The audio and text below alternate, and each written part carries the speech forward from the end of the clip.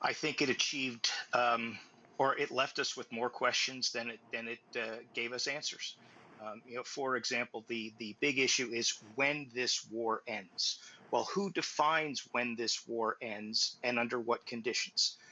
For example, one could make an argument that the Korean conflict is still going on. There's been no formal end to that war. And so I agree with what our colleagues have already said, which is to some extent, I think both Russia gets played with this. See, we're going to get Ukraine. We're going to bring Ukraine in. I know that makes you upset, but we're going to do it anyway.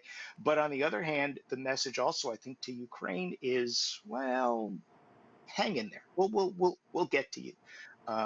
And the other thing that I think it got left unanswered here was, for the better part of 25, 30 years, it was let's move east, let's move east, let's move east. And all of a sudden, Ukraine is saying, okay, it's our turn. And suddenly there's this apparent caution that is being demonstrated by NATO and probably most specifically the United States.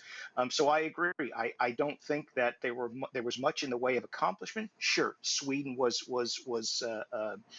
given the green light. I think, though, to some extent, that was more of um, a sort of acquiescence to what the concerns of President Erdogan were. But for the most part, I don't see a lot of real success coming out of this. I see more concerns, more questions, and the unanswered issue perhaps is Ukraine simply being played? And I could see several reasons to say the answer is yes.